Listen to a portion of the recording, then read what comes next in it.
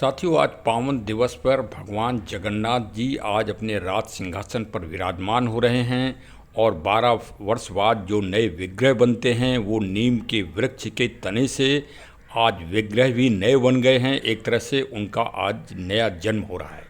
अब 12 साल तक यही मूर्तियाँ विराजमान भगवान के स्वरूप में होंगे। ये है 2024 19 जुलाई। तो आज ये आप ध्यान रख लीजिए। हमारे चैनल की तरफ से इस शुभ अवसर पर सभी को हार्दिक शुभकामनाएं।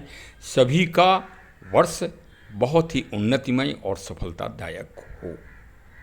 भगवान जगन्नाथ जी की आपने आँख देखी होगी, पूरी आँख है, मतलब पलक भी ऊपर नहीं है। आखिर इतनी बड़ी आँख क्यों है भगवान जगन्नाथ जी की, कभी आपने प्रश्न किया?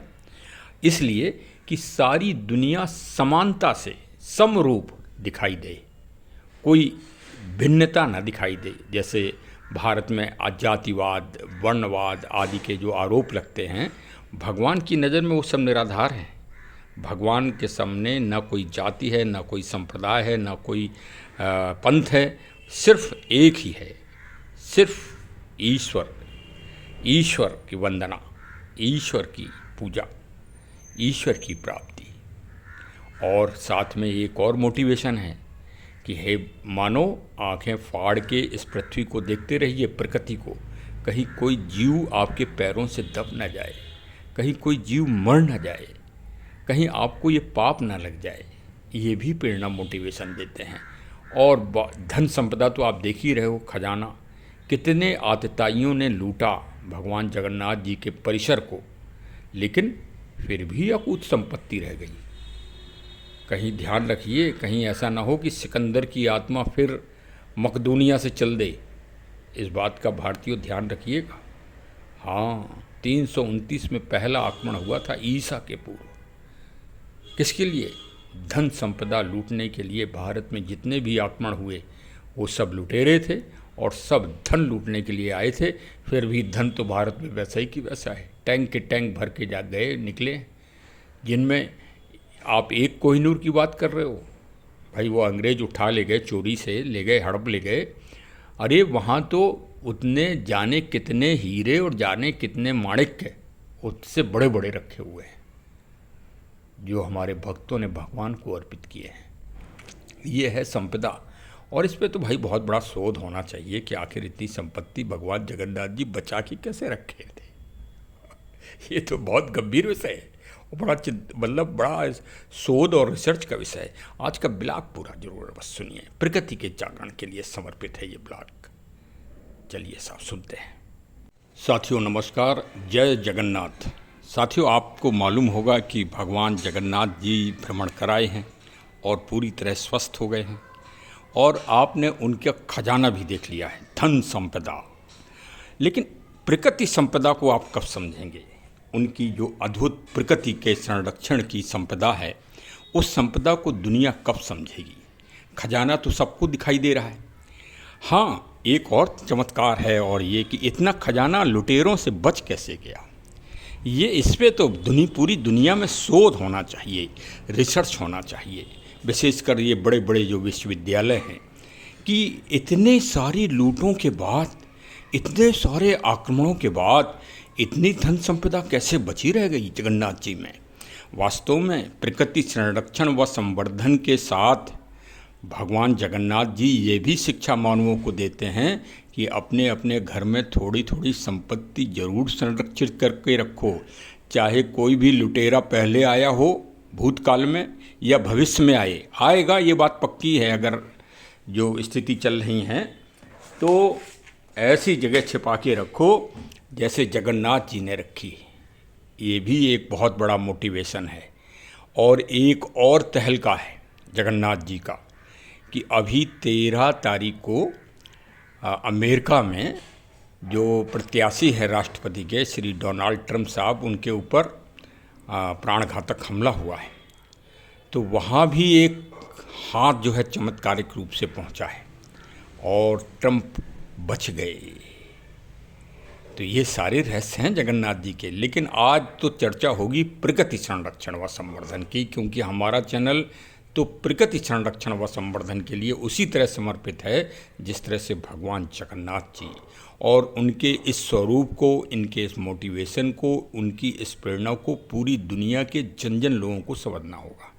तो चलिए आज इसी को बहुत अच्छी तरह से गंभीरता से सुनिए और मनन और चिंतन करिए। और यदि आप कभी बीमार पड़ जाएं तो स्वास्थ्य के लिए आयुर्वेद लें, और आयुर्वेद के बाद जब स्वस्थ हो जाएं तो भ्रमण में भी निकल लें। मौसी जी के इधर, मामा जी के इधर, आदि आदि जगह भ्रमण में निकलें और आनंद लें, जिससे आप स्वस्थ हो जाएं। आपका डिप्रेशन, आपका तनाव, आपकी शारीरिक कमजोरी दूर हो जाए।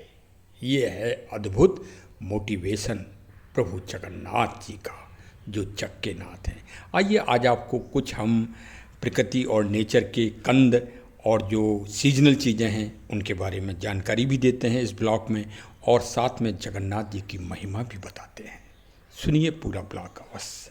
और आज से ही अगर आप एलोपैथी पे विश्वास कर रहे हैं तो उसका विकल्प ढूंढिए आयुर्वेद में, और आयुर्वेद में आपको जो विकल्प मिलेगा और जो दवा मिलेगी वो आपके शरीर की प्रतिरोधक क्षमता को बढ़ाएगी और आपको दूसरी बीमारी नहीं लगने देगी।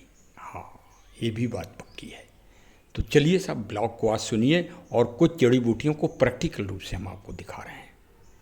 साथियों, जय जगन्नाथ। आज जो मंथन का जो प्रोग्राम हमारे चैनल ज्ञान एंड नॉलेज में होता है, आज उसमें शीर्षक बिंदु पर, मंथन के शीर्षक बिंदु पर भगवान जगन्नाथ जी हैं, जग के नाथ, और उनका विश्लेषण उसी तरह से होगा जैसे एक साधारण व्यक्ति का विश्लेषण होता है।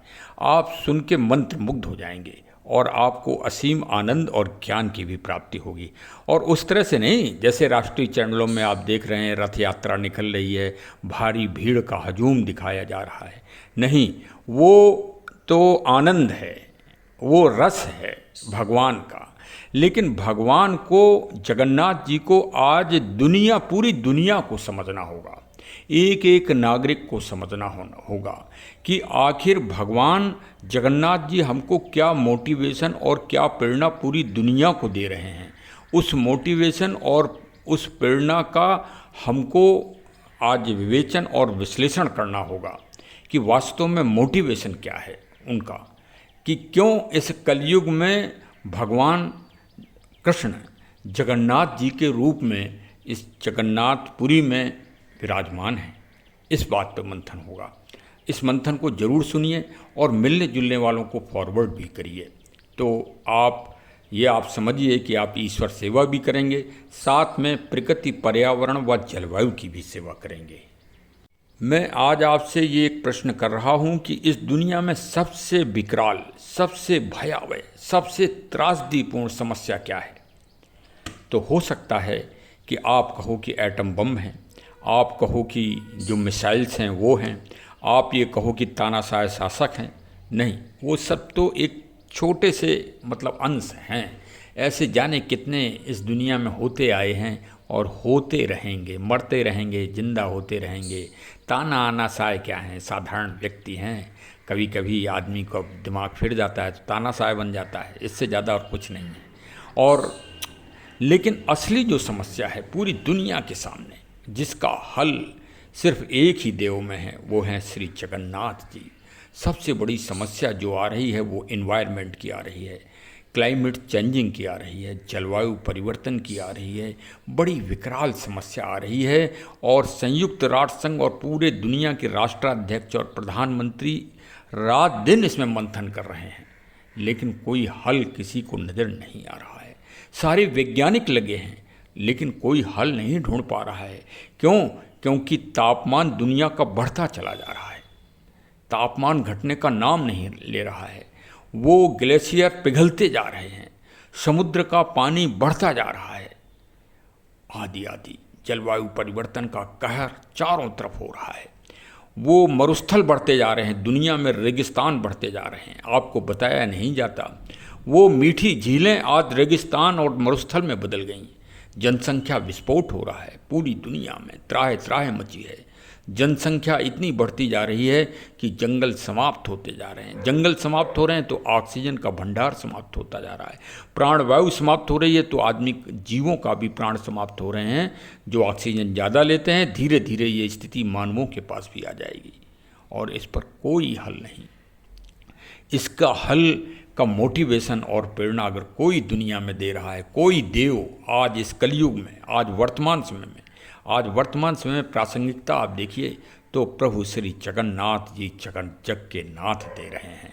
चलिए आज थोड़ा सा समय निकाल कर आप जरूर सुनिए, और सुनिए नहीं, आप भी मंथन करिए, आप भी विश्लेषण करिए, आप भी विवेचन करिए, आप भी इससे जुड़िए और आप भी जन चेतना फैलाइए, जन जागरण फैलाइए।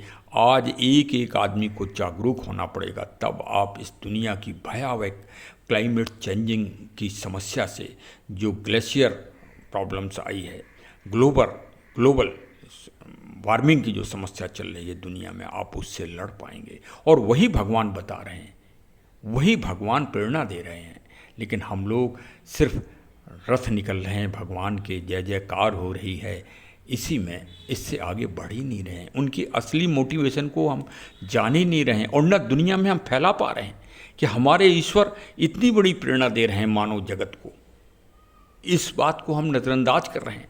हमारे कोई विद्वान प्रबुद्ध वर्ग आज तक किसी का ध्यान ही नहीं दिया कि भगवान जगन्नाथ जी इतना बड़ा काम कर रहे हैं हम मानवों के लिए। और इसी मोटिवेशन और इसी प्रेरणा के लिए भगवान कृष्ण ने लकड़ी का रूप रखकर और जगन्नाथ जी का विग्रह धारण किया है, जिससे हम कलयुग में भी मानव को एक प्रेरणा दे सकें। देखिए, वृक्ष के हर 12 साल में वृक्ष के तने से भगवान का निर्माण किया जाता है, ये हम सभी लोग जानते हैं। तो आखिर वृक्ष के तने से ही भगवान क्यों बने? यही तो मोटिवेशन है, यही तो प्रेरणा है कि हे मानो, वृक्षों की रक्षा करो। हम उसी से उत्पन्न हुए हैं और आपकी भी रक्षा वृक्षों के द्वारा ही हो रही है। इस दुनिया में ऑक्सीजन और प्राणवायु और वृक्षों के अलावा कोई आपको दे ही नहीं सकता। पहाड़ नहीं दे सकते, नदी नहीं दे सकती, सागर नहीं दे सकता, ऑक्सीजन नहीं दे सकता। वो अलग अलग रासायनिक क्रियाएं हैं वो करेंगे, लेकिन ऑक्सीजन सिर्फ वृक्ष ही देंगे। कार्बन डाइऑक्साइड, मोनोऑक्साइड, जहरीली गैसें, ग्रीन गैस, ये सब का शोधन अगर करने की पावर है तो शिव स्वरूप, शंकर स्वरूप वृक्षों को है। इसलिए अपने लिए नहीं, अपने लिए तो आप वृक्षों की रक्षा करें ही करें, साथ में हमारे जीवन के लिए भी रक्षा करें। यदि नीम के वृक्ष अगर नहीं रहें उड़ीसा में तो भगवान की मूर्ति का निर्माण नहीं होगा 12 वर्षों के बाद। आप समझे? इसलिए उनका मोटिवेशन देखिए कि वृक्षों की रक्षा करिए, तभी ईश्वर का अस्तित्व रहेगा, और तभी ईश्वर का जब अस्तित्व रहेगा तभी दुनिया का अस्तित्व रहेगा, तभी सृष्टि का अस्तित्व रहेगा। देखिए, अभी हाल में दुनिया के पटल में वर्तमान समय में एक तीर्थ क्षेत्र है, वो भी तीर्थ है। हम किसी तरह का वो नहीं कर रहे हैं, विभेदीकरण नहीं कर रहे हैं। जैसे जगन्नाथ जी तीर्थ हैं वैसे वो भी तीर्थ है, वहाँ भी श्रद्धा से जाते हैं। वहाँ आज का तापमान 51.8 डिग्री हो गया, 51.8। त्राह त्राह मच गई, हजारों आदमी धराशायी हो गए, लाशें नहीं उठा पाई वहाँ की सरकार। ये स्थिति हो गई 2 दिन के अंदर। सारा प्रबंध तंत्र, शासन तंत्र जो हर बार होता था, हर बार सरकार बड़ा ध्यान रखती थी, लेकिन इस बार बर्बाद हो गए। समझ लीजिए, लाशें नहीं उठ पाई, लाशें सड़न हो गई तो महामारी फैल गई वहाँ पर। तो ये आपको मानव को सीख दे रही है प्रकृति, नेचर, क्लाइमेट, कि तापमान मत बढ़ने दो। जिस दिन 55 और 60 डिग्री तापमान हो गया इस दुनिया का, उस दिन आप ये समझिए कि चारों तरफ तबाही हो जाएगी। आदमी की लाशें नहीं उठा पाएगा, जैसा कोरोना में हुआ। कोरोना कोविड में जो स्थिति हुई वो उससे विकराल स्थिति होगी। क्यों? क्योंकि जब वायुमंडल में ऑक्सीजन ही नहीं रहेगी तो आप लड़ोगे किससे? आप में ताकत ही रहेगी। आप एक काम करोगे, सांस फूल जाएगी आपकी। 2 सीढ़ी चढ़ोगे, आप बैठ जाओगे। कहाँ तक आर्टिफिशियल ऑक्सीजन आपकी मदद करेगी? ये बता रहे हैं प्रभु जगन्नाथ जी कि सबसे पहले वृक्षों की रक्षा करो, सबसे पहले प्रकृति की रक्षा करो, उसी से अस्तित्व हमारा है और उसी से अस्तित्व आपका है। अब देखिए, भगवान के विग्रह, भगवान का स्वरूप तो बनता ही है 12 साल के बाद। हर साल जो रथ बनते हैं वो भी विशेष लकड़ी के ही बनते हैं, उनमें भी लकड़ी ही लगती है। तो भाई सब काम लकड़ी से ही तो हो रहा है जगन्नाथ जी में, इसीलिए तो वो जग के नाथ हैं, क्योंकि वो प्रकृति के अधिष्ठात्र देव हैं, वो नेचर के भगवान हैं, वो क्लाइमेट के भगवान हैं, वो जलवायु के भगवान हैं, वो पर्यावरण के भगवान हैं, इसलिए वो जग के नाथ हैं। अब समझ में आया आपको अर्थ कि आखिर उनको जगन्नाथ क्यों कहते हैं? भगवान जगन्नाथ जी हम सब मानवों को, विशेषकर भारतीयों को ये प्रेरणा दे रहे हैं कि यदि आप मानव हो तो आप बीमार अवश्य पड़ोगे। तो बीमार पड़ोगे क्योंकि हम तो ईश्वर हैं, फिर भी बीमार पड़ते हैं। दूसरे भक्तों के लिए, भक्त माधव दास के लिए प्रभु जगन्नाथ बीमार पड़े और उनकी बीमारी और कष्ट को अपने ऊपर ले लिया, और वो हर साल 15-14 दिन के लिए बीमार पड़ते हैं, और उस बीमारी में सिर्फ आयुर्वेद ही इलाज होता है उनका।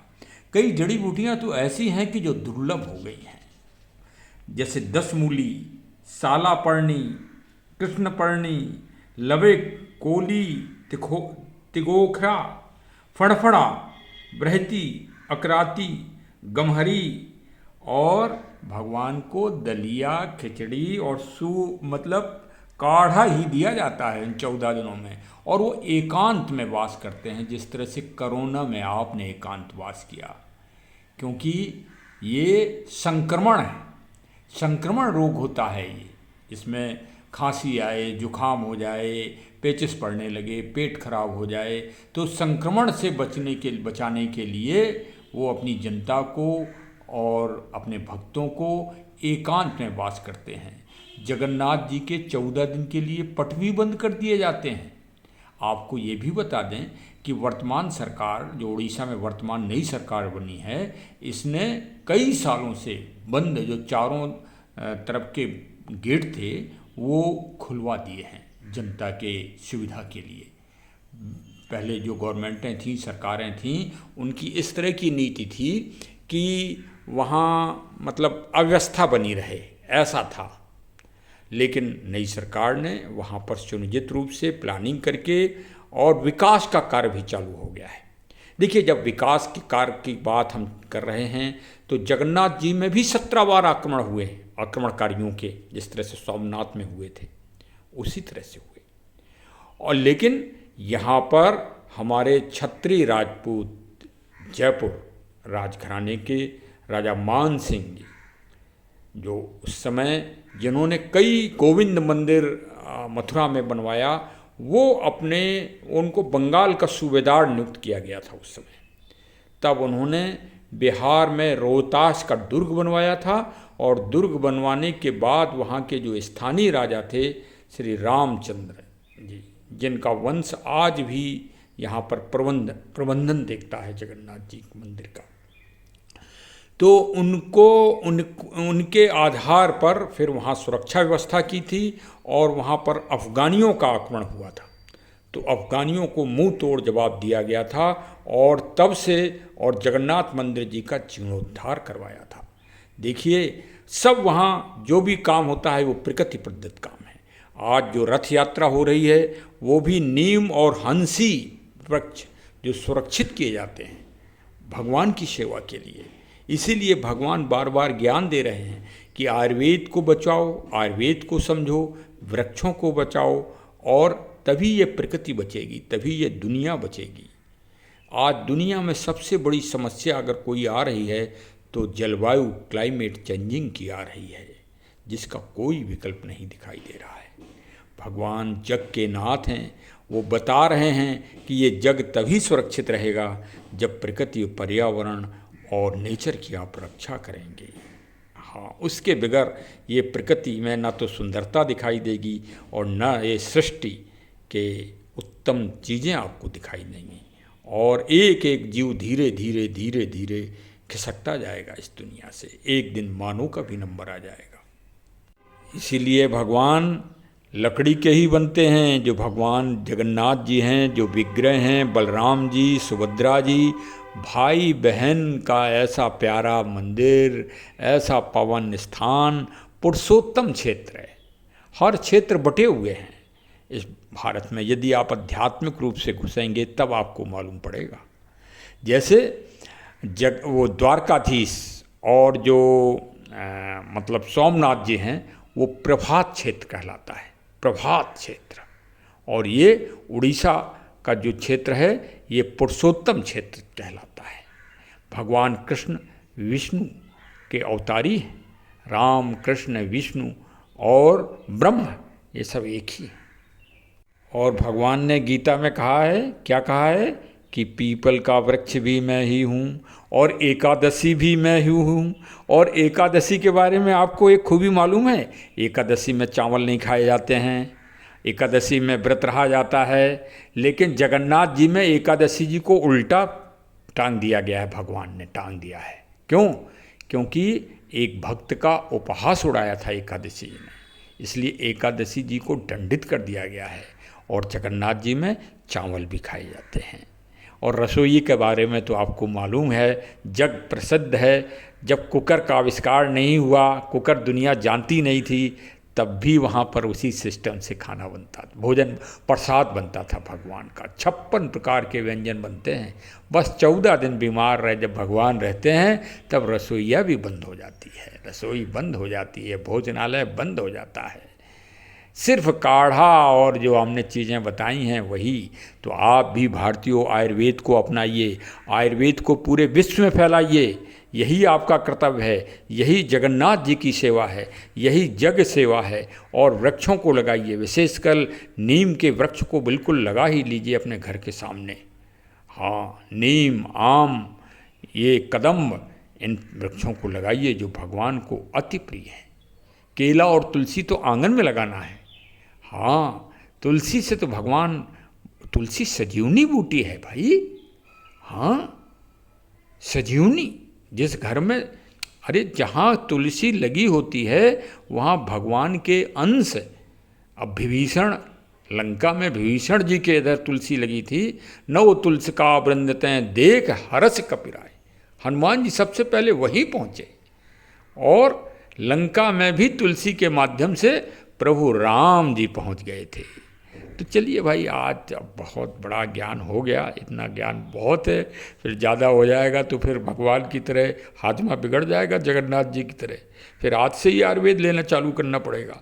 इसलिए इतना ही बहुत है। स्वस्थ रहिए, प्रसन्नचित्त रहिए और भगवान का आनंद लीजिए। और साथ में अब जब स्वस्थ हो जाइए तो फिर भ्रमण को निकल जाइए प्रभु जगन्नाथ जी की तरह, और आनंद लीजिए, दुनिया को भी देखिए। चलिए, हमारे चैनल से अवश्य जुड़ जाइए, ये बहुत बड़ा आनंद है। इस तरह से आप एक प्रकृति सेवा करेंगे, ज़रा फॉरवर्ड कर दीजिए अपने मिलने जुलने वालों को, जिससे प्रकृति का जन जागरण हो। हमारा चैनल तो समर्पित है प्रकृति पर्यावरण के जन जागरण हेतु, जलवायु परिवर्तन की प्रति चेतना और जागृति जगाने के लिए पूरे विश्व में। हमारे चैनल को विदेशों में भी कई लोग देखते हैं।